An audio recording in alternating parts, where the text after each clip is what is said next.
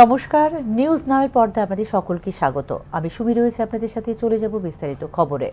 পাকিস্তানের সঙ্গে যুদ্ধের আবহে বুধবার অনুষ্ঠিত হবে নাগরিক প্রতিরক্ষা মহড়া। ইতিমধ্যে এই বিজ্ঞপ্তি জারি করেছে গৃহ মন্ত্রক। প্রেক্ষিতে ত্রিপুরায়ও অনুষ্ঠিত হবে নাগরিক প্রতিরক্ষা মহড়া। বুধবার দেশের বিভিন্ন রাজ্যে নাগরিক প্রতিরক্ষা মহড়া পরিচালনার নির্দেশ দিয়েছে কেন্দ্রীয় সরকার। সিভিল ডিফেন্সকে নাগরিক প্রতিরক্ষা মহড়া পরিচালনার নির্দেশ দিয়েছে কেন্দ্রীয় সরকার। পহেলগাম সন্ত্রাসী হামলার পর ভারত ও পাকিস্তানের মধ্যে তীব্র উত্তেজনার মধ্যে এই নির্দেশ জারি করেছে কেন্দ্রীয় গৃহ মন্ত্রক।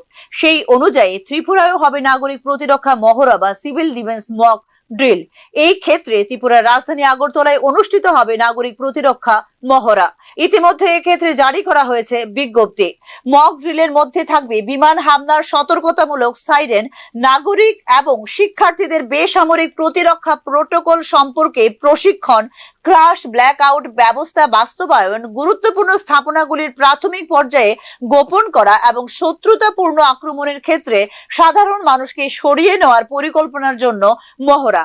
উল্লেখ করা যেতে পারে, এই ধরনের মহড়া শেষবার হয়েছিল 1971 সালে ভারত পাকিস্তান যুদ্ধের সময়। সেবারও কেন্দ্রের তরফে দেওয়া নির্দেশ কার্যকর করেছিল রাজ্যগুলো। সামরিক বিশেষজ্ঞদের মতে সব ধরনের পরিস্থিতির সঙ্গে মোকাবেলা করার জন্য দেওয়া হয়ে থাকে এমন মহড়া। গত 22 এপ্রিল কাশ্মীরে পহেলগাঁওয়ে হামলা চালায় জঙ্গিরা। এতে নিহত হন 26 জন পর্যটক এবং একজন স্থানীয় নাগরিক। ধর্ম জিজ্ঞাসা করেই হত্যা করা হয় পর্যটকদের। এই ঘটনার তদন্তে নেমে ভারতীয় গোয়েন্দারা পাকিস্তানের যোগ পায়। তারপর থেকেই দুই দেশের মধ্যে বাড়তে থাকে উত্তেজনা। সার্জিক্যাল স্ট্রাইক ও এয়ার স্ট্রাইকের মতো পদক্ষেপ করা উচিত পাকিস্তানের উপর, এমন দাবি ওঠে দেশ জুড়ে। ইতিমধ্যে পাকিস্তানের বিরুদ্ধে একাধিক পদক্ষেপ নিয়েছে ভারত। তার মধ্যে অন্যতম হলো সিন্ধুর জল বন্ধ। এই চুক্তি স্থগিত রাখার ফলে বিপাকে পাক নাগরিকরা। তাদের তরফেও হুঁশিয়ারি দেওয়া হয়েছে ভারতকে। পহেলগাঁওয়ে সন্ত্রাসবাদী হামলার পর দেশের বিভিন্ন গুরুত্বপূর্ণ জায়গার বাড়ানো হয়েছে নিরাপত্তা। সীমান্তেও চালানো হচ্ছে বাড়তি নজরদারি। নয়াদিল্লিতে একের পর এক হাই ভোল্টেজ মিটিং করছেন প্রধানমন্ত্রী নরেন্দ্র মোদী। সন্ত্রাসবাদ দমনে ভারতের পাশে থাকার আশ্বাস দিতে মোদীকে ফোন করেন রাশিয়ার প্রেসিডেন্ট ভ্লাদিমির পুতিন। এই আবহে স্বরাষ্ট্র মন্ত্রকের এই নির্দেশে যুদ্ধের জল্পনা আরো জোরালো হলো বলে মনে করছে ওয়াকিবহল মহল। Bureau report, news now. গাভী এবং গাভীজাত পণ্য বিষয়ে শিক্ষার্থীদের নিয়ে সেমিনার অনুষ্ঠিত করার জন্য শিক্ষা দপ্তরের সার্কুলারের সমালোচনা করলেন বিরোধী দলনেতা জিতেন্দ্র চৌধুরী। আরএসএস এর ভাবধারা বিস্তারে ভুইফুর সংস্থা দিয়ে কোমল মতিদের মগজ ধোলাই করা হবে বলে প্রতিক্রিয়া ব্যক্ত করেন বিরোধী দলনেতা। গাভী প্রতিপালন এবং গাভীজাত পণ্য বিষয়ে বিদ্যালয়ে সেমিনার অনুষ্ঠিত করার শিক্ষা দপ্তরের বিজ্ঞপ্তির প্রেক্ষিতে তীব্র প্রতিক্রিয়া ব্যক্ত করেছেন রাজ্যের বিরোধী দলনেতা জিতেন্দ্র চৌধুরী। আরএসএস এর ভাবধারা বিস্তারের জন্য কোমল মতিদের মগজ ধোলাই করতেই এই সার্কুলার বলে প্রতিক্রিয়া ব্যক্ত করেন জিতেন্দ্র চৌধুরী। যে কোনো এনজিও এই ধরনের আবেদন করলেই সরকার তাতে অনুমোদন দেয় কিভাবে, তা নিয়েও প্রশ্ন তোলেন বিরোধী দলনেতা। যারা এখন আমাদের দেশে বকলমে পেছন দরজা দিয়ে বিজেপির সরকার প্রতিষ্ঠিত হওয়ার পর দেশের শিক্ষা, সংস্কৃতি এবং মানব উন্নয়নের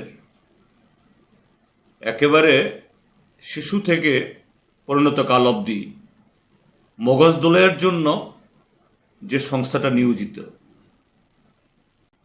রাষ্ট্রীয় স্বয়ংসেবক সংঘ, তাদেরই কোনো একটা শাখা বা প্রশাখা হবে। এটা একেবারে নির্দ্বিধায় সেখানে বলা যেতে পারে। তো এরকম কোনো এনজিও তারা সরকারি কোনো প্রতিষ্ঠানের কাছে এরকম আবেদন করলেই কি তাদের কিভাবে ওয়ার্কশপ সেমিনার করার জন্য নির্দেশিকা দেওয়া যায়? এবং তাও কাদেরকে নিয়ে ওয়ার্কশপ সেমিনার? কোমলমতি আমাদের শিশু কিশোরদেরকে নিয়ে, অর্থাৎ শৈশব থেকে আরএসএস এর ভাবনায় তাদের মগজ ধুলাই করো। যুক্তরাষ্ট্রীয় কাঠামো এবং বহুত্ববাদী ব্যবস্থায় ভুঁইপুর সংগঠনকে এভাবে বিদ্যালয়ে প্রবেশের অনুমতি দেওয়া যায় না বলে মন্তব্য করেন বিরোধী দলনেতা জিতেন্দ্র চৌধুরী। পশুপালন বিষয়ে সচেতনতা গড়ে তুলতে পশুপালন দপ্তরের নেতৃত্বে এই ধরনের কর্মশালার আয়োজন হতে পারে বলে প্রতিক্রিয়া ব্যক্ত করেন বিরোধী দলনেতা। তো একটা গণতান্ত্রিক এবং যুক্তরাষ্ট্রীয় কাঠামো এবং বহুত্ববাদী যে এই ব্যবস্থা, এরকম একটা ব্যবস্থায় এইভাবে এরকম একটা ভুঁইফোর একটা সংগঠনকে স্কুলে ঢুকে সেখানে ওয়ার্কশপ সেমিনার করার জন্য দায়িত্ব দেওয়া যায় না। হ্যাঁ, যদি এই পশুপালন, এটা গরু হোক বা ছাগল বা ঘোড়া, গাধা, যদি করতে হয়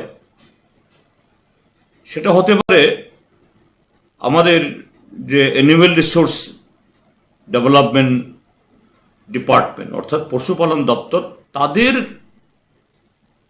নেতৃত্বে হতে পারে। উল্লেখ করা যেতে পারে, গাভী এবং তাদের পণ্যের উপকারিতা সম্পর্কে জ্ঞান প্রচারের জন্য বিদ্যালয়ে কর্মশালা বা সেমিনার আয়োজনের অভিপ্রায় ব্যক্ত করে দেশি গোবংশ রক্ষা সমর্থন সমিতি নামে একটি এনজিও বিষয়টিতে অনুমোদন দিয়েছে রাজ্য বিদ্যালয় শিক্ষা দপ্তর। ইতিমধ্যে এই সম্পর্কিত একটি সার্কুলার উচ্চ এবং উচ্চ মাধ্যমিক বিদ্যালয়ের অধ্যক্ষ, প্রধান শিক্ষক, প্রধান শিক্ষিকা, টিআইসি দের কাছে পাঠিয়ে দিয়েছে রাজ্য বিদ্যালয় শিক্ষা দপ্তর। স্কুল ম্যানেজমেন্ট কমিটির অনুমতি ক্রমে এই সেমিনার আয়োজিত করার জন্য সার্কুলারে উল্লেখ করেছে বিদ্যালয় শিক্ষা দপ্তর। Bureau report, news now. পুলিশের তাড়া খেয়ে নদীতে ঝাঁপ যুবকের, 24 ঘন্টা কেটে গেলেও উদ্ধার করা যায়নি তাকে। ঘটনা বিলুনিয়ার সুকান্তনগর এলাকায় সোমবার সন্ধ্যায় এলাকার অর্জুন দাস নামে এক যুবক বনকর বাজারে মুহুরী নদীর পাড়ে বাঁশ বাজারে মদ্যপান করতে থাকলে তাড়া করে পুলিশ। পুলিশের হাত থেকে বাঁচতে নদীতে ঝাঁপ দেয় পেশায় কৃষক, বছর 35-এর অর্জুন দাস। শেষ খবর পাওয়া পর্যন্ত ডিজাস্টার ম্যানেজমেন্ট, অগ্নি নির্বাপক দপ্তর এমনকি ডুবুরি দিয়েও চলছে মুহুরী নদীতে তল্লাশি।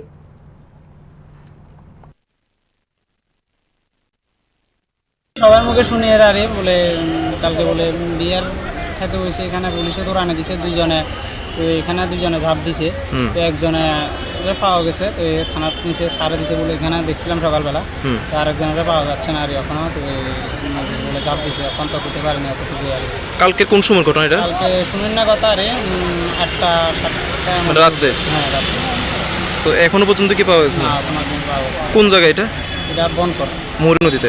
আইবো না তো আসে না, কদ্দুর খোঁজ করি দেন, আমরা থানা যান, কদ্দুর আমার তো কিছু না, কদ্দুর কাজ করে ঠিক করে আসেন না গো।